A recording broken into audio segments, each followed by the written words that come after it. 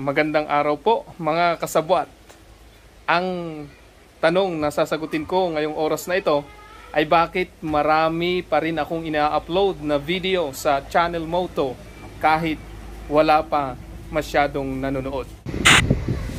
Katulad na lamang ng ating Barugante Restaurant, ang restaurant na sa taas ng puno ng kahoy. Nung atin pong itong ginawa ay ilang buwan din ang preparasyon.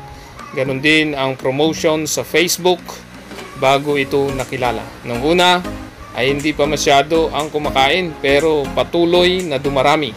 Ganyan din sa ating paghahalaman. Tingnan nyo po ang bago nating transplant na kalabasa. Ngayong tanghaling tapat dahil mainit, ito po ay parang nalalanta. Kung titingnan mo, parang ito'y mamamatay. Ganyan din sa ating Facebook at ganun din sa ating YouTube. Sa ating YouTube, pakiramdam natin parang walang gana dahil kunti naman ang nanonood ng ating mga ina-upload. Pero ako'y naniniwala, yung mga kaunting iyon, lalo na yung mga nagko-comment, ang ilan naman ay hindi, katulad ng kalabasang ito, ay tutubo din yan. Yung inspiration na naibibigay natin sa kunting mga viewers ay malaking bagay.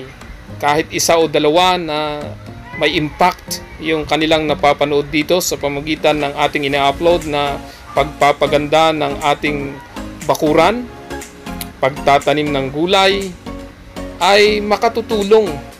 Katulad ng pechay na yan, na may malago at mayroong hindi, may tutubo at mayroong hindi. Katulad din ng kalabasang ito. Tingnan nyo po ang kalabasa. Bagaman siya'y nandun sa kalagitnaan ng mga halaman, siya'y umuusbong na malusog. Ang atin din pong mga sitaw, tingnan po ninyo, nung unay maliliit pa ito. Pero ngayon, sila'y untay-utay na lumalaki. Kaya ganun din yung aking paniniwala. Bakit tayo upload ng upload sa YouTube? Sapagkat darating ang panahon, aani din po tayo ng maganda na resulta ng ating pag-upload. Katulad ng sinasabi ko dati, itong mga sisiw na ito, akala ko mamamatay na itong isang tinukatukan ng pato. Pero dahil hindi natin sila pinababayaan at ganun din ng kanilang ina na nag-aalaga sa kanila, ating pinapatuka, nilalagyan ng tubig at may vitamins pa, ayan, lumalakas na, bagaman papilay-pilay itong isang sisiw na ito. Ganyan din sa ating YouTube channel. Ang ating YouTube channel na siguro yung iba ay pwedeng libakin or laitin tayo sapagkat sabihin nila, oh, 3 buwan ka na pero ang subscriber mo 164 pa lamang. Pero walang problema sa akin yun. As long as mayroon tayong nai-inspire, as long as mayroong nag-iisip na i-improve ang kanilang sarili dahil sa kanilang napapanood dito. Katulad din ng mga itik na ito. 10 ang ating binili, 9 ang nabubuhay at sila'y parang mahiyain kapag binibidyohan natin. Pero sila'y patuloy na lumalaki. Itong inahin na ito, ito'y isang simbolo rin ng pagmamahal sa kanyang mga anak. Itong kanyang mga anak na aking binubulag-bulabog, yung kanilang inahin ay hindi lumalayo at sila'y pinoprotektahan. Ganyan din ang Diyos sa atin. Bagaman akala natin minsan ay hindi tayo tinutulungan o parang pinababayaan nila tayo. Pero ang Diyos kailanman ay hindi nagpapabaya sa atin. Itong mga manok na ito na ating patuloy na ibinablog, inaalagaan, pinapatuka, ay sobrang nakatutulong sa atin sapagkat sila'y nagbibigay ng karne kapag kailangan nating magkatay at wala na tayong mabiling native chicken, wala nang deliver, ay itong sarili nating alaga ang ating kinakatay. At yung mga itlog nila, kapag alanganin at wala tayong pagpisaan, ay talagang masustansya na ating kinakain. Kaya bakit tayo titigil na mag-upload kung ang ating ina-upload ay mahalaga naman, bagaman kunti? Katulad din ng Brahma chicken na ito. Itong hen na ito ay nung una parang hindi nangingitlog dahil matagal na walang nangitlog ng hindi tayo nagpakain ng commercial feed. Pero dahil sa ating pagkatuto ay sinikap natin na bigyan ng masustansyang pagkain. At hito ngayon, nagdagdag po tayo ng itlogan sapagkat marami na nga pong nangingitlog sa atin. Average 5 eggs a day na tayo nitong mula Linggo hanggang Martes kahapon. At ngayong Miyerkules ay kaninang magang-maga pa lamang ay 2 na ang nangitlog at ito may nangitlog na naman dyan at doon tayo. Tingnan natin yung kabilang pwesto. Alam kong may nangingitlog din dito. Tingnan po ninyo. At tunay na kapag tayo'y nag-aalaga, yan na po siya, ay nakaka-inspire po sapagkat katulad ngayon, galing tayo sa barangay hall at tayo'y nag-type, gumawa ng certificate of award para sa gaganaping 58th Foundation Day ng barangay. Kaya mga kasabwat, huwag kayong manghinawa na gumawa ng mabuti kahit sa tingin ninyo sa una ay parang hindi ito nagbubunga.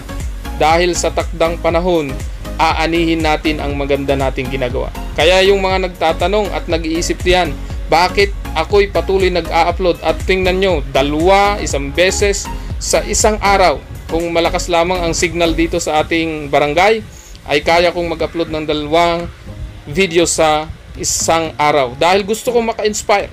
Sapagkat ang ating mga ina-upload ay inspirational video sang-ayon sa ating mga karanasan. Araw-araw ay i-relate po natin ang ating mga karanasan upang tayo'y ma-inspire.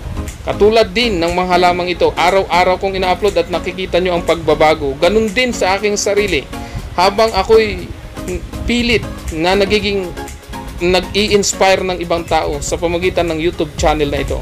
Ako mismo sa sarili ko ay nai-inspire sapagkat hindi pwede akong mag-inspire sa iba kung ako mismo ay hindi inspirado. Sapagkat ako'y naniniwala na sa pamamagitan ng ginagawa kong ito, mai-improve ko sa pamamagitan ng tulong din ng iba ang ating paligid, ang ating bakuran at mama-maximize natin ang space nito. Kaya kung tingnan nyo, sunod-sunod po ang aking mga tanim. Hindi po isang araw lang, araw-araw. At katulad din ng kalamansing ito. Ang kalamansi ay matagal nang itinanim at ito'y alaala pa ng aking ina. Pero ngayon ay namumunga na ng marami. Ang niyog ding ito, ito'y mga alaala ng aking mahal na ina. At tingnan nyo, namumunga na, matagal na hinintay, taon bago namunga. Pero ngayon ay napapakinabangan na. Kaya kung inyong mapapansin, itong ating punlaan may mga wala pang tubo at may tumubo na, may maliliit pa. At itong petchay na ito'y talagang ganda na. At ito'y pwede nang i-transplant. Ganyan din ang buhay ng tao. Ganyan din sa aking YouTube. Sa aking YouTube channel na Channel Moto. Yung iba ay mabilis na dumami ang views noon hanggang nagtigil na sa 200, 300. At yung iba ay humigit 1,600 lamang. Pero itong Toyota Fortuner na nahatak, nung una halos walang nanonood. Pero ngayon, pagkatapos ng halos higit 1 buwan, ay iyan, nagkaroon na ng 10,000 views at ngayon ay patuloy na dumarami, nasa 12,000 views. Kaya ikaw ngayon na nanonood, katulad ko na hindi nawawalan ng gana or hindi na di-discourage sa anumang mga panlalait o anumang kalagayan katulad ng YouTube channel na konti ang nanonood, push lang ng push. Dahil hindi natin alam kung kailan ito dadami ang subscriber at manunood. Dahil ako'y naniniwala sa tamang panahon ito'y lalago katulad din ng ating mga alagang manok, mga alagang gulay at ganoon din sa mga pato. Dahil kapag may tiyaga, sabi nga nila, may nilaga. At kapag may itinanim, may aanihin. Kaya yung ating itinatanim na mga vlogs sa YouTube ay inaasahan natin sa tamang panahon ito ay magbubunga at ito ay mapapakinabangan natin sapagkat ako'y naniniwala ang ating ina-upload ay mga inspirational video na makatutulong upang tayo'y patuloy na lumago. Maraming salamat po sa inyong panonood. Hanggang sa muli. Bye-bye!